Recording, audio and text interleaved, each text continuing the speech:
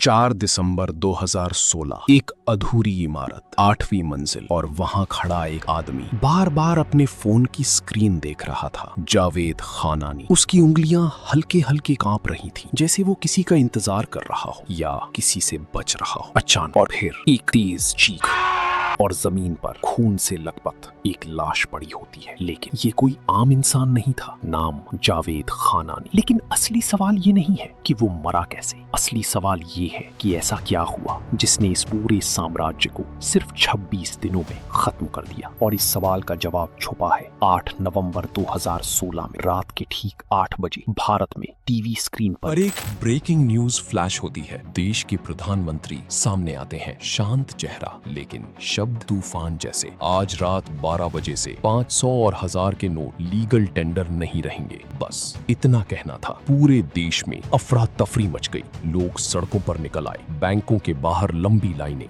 बाजारों में सन्नाटा। हर कोई परेशान था। लेकिन इस फैसले का असली भूकंप भारत में नहीं आया था, बल्कि सरहद पार कराची में, जहां बैठा था एक ऐसा नेटवर्क जो सालों से भारत की अर्थव्यवस्था को अंदर ही अंदर खोखला कर रहा था। और इस कहानी की शुरुआत होती है साल 1947 से, जब भारत और पाकिस्तान का बंटवारा हुआ। लाखों लोग अपना घर, अपनी जमीन, अपना सब कुछ छोड़कर नई सरहदों की तरफ बढ़ रहे थे। उसी भीड़ में एक परिवार भी था। अब्दुल सत्तार खानान कराची पहुंचे, खाली हाथ, न पैसा न सहारा। लेकिन उनके पास एक चीज थी, व्यापार करने की समझ। उन्होंने कराची के बोल्टन मार्केट फुटपाथ पर एक छोटी सी करेंसी एक्सचेंज शुरू की। लोग आते, विदेशी नोट देते और वो उन्हें लोकल करेंसी में बदल देते। धीरे धीरे यही उनका सहारा बन गया। फिर आया 2 मई 1961, जब उनके घर जुड़वा बेटों का जन्म हुआ, जावेद और अल्ताफ। जावेद और अल्ताफ। समय बीतता गया, दोनों बड़े हुए और अपने पिता के काम में जुड़ गए। लेकिन 1980 आते आते दोनों भाइयों ने पूरा कारोबार अपने हाथ में ले लिया। लेकिन उनका लक्ष्य छोटा नहीं था, उन्हें पूरे सिस्टम पर कब्जा करना था। और तभी उनकी मुलाकात हुई हनीफ कालिया से, एक ऐसा खिलाड़ी जो अफवाहों से बाजार चलाता था। और यहीं से शुरू हुआ एक गठबंधन,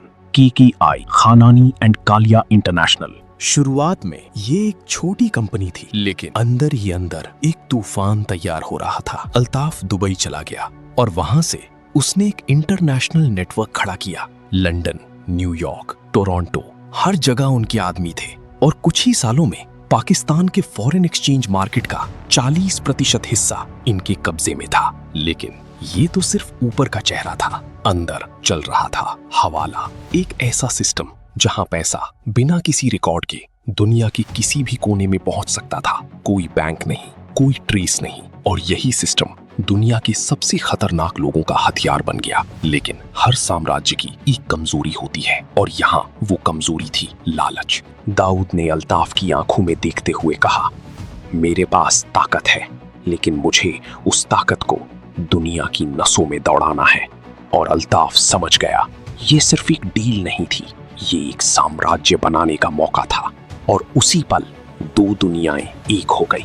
दाऊद का काला पैसा और खानानी का नेटवर्क। अब ये सिर्फ बिजनेस नहीं था, ये ग्लोबल मशीन थी। जहां कराची में पैसा दो, दुबई में मिल जाए, लंदन में दो, न्यूयॉर्क में मिल जाए, बिना बैंक, बिना रिकॉर्ड। और धीरे धीरे ये नेटवर्क इतना ताकतवर हो गया कि नेता, अफसर सब इनके इशारों पर चलने लगे। लेकिन हर सिस्टम जितना ऊपर जाता है, उतनी ही तेजी से गिरता भी है। और इस बार उनकी तरफ नजरें टिक चुकी थीं, भारत और अमेरिका की एजेंसियों की। भारत और अमेरिका की एजेंसियां अब इस पूरे नेटवर्क पर नजरें गड़ाए बैठी थीं। ये कोई छोटा खेल नहीं था, ये एक ऐसा जाल था जो दुनिया के कई देशों में फैला हुआ था। इसे तोड़ना आसान नहीं था, इसलिए एक प्लान बनाया गया। एक ऐसा प्लान जिसमें सब कुछ दांव पर लगने वाला था। पनामा, सितंबर 2015। जैसे ही वो एयरपोर्ट पर उतरा, चारों तरफ से एजेंट्स ने उसे घेर लिया।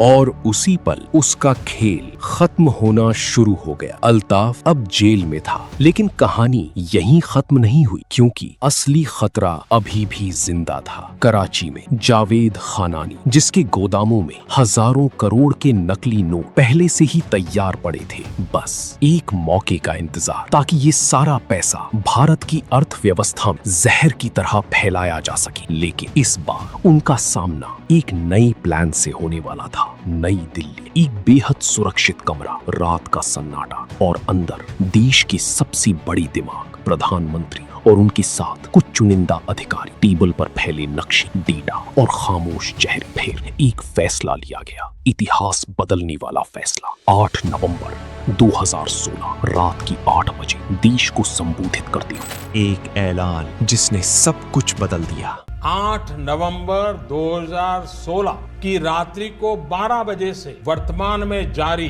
500 रुपए और 1000 रुपए के करेंसी नोट लीगल टेंडर नहीं रहेंगे। एक साम्राज्य ढह गया। जावेद के गोदामों में रखा हजारों करोड़ का नकली पैसा एक झटके में बेकार कागज बन गया। अब न पैसा बचा, न ताकत, और सबसे खतरनाक, अब वो एक बोझ बन चुका था। दबाव बढ़ने लगा चारों तरफ से। और फिर 26 दिन बाद 4 दिसंबर 2016, वही रात, वही अधूरी इमारत और वही अंजाम। लेकिन आज भी सवाल वही है, क्या ये आत्महत्या थी या एक साजिश? सच आज भी अंधेरे में छुपा है। तो आप बताइए, आपको क्या लगता है? क्या जावेद खानानी ने खुद अपनी जान ली या उसे हमेशा के लिए खामोश कर दिया गया? अगर आपको ये कहानी झकझोर गई हो तो इसे लाइक करें, शेयर करें और ऐसी ही सच्ची और खतरनाक कहानियों के लिए हमारे चैनल को सब्सक्राइब जरूर करें। जय हिंद, जय भारत।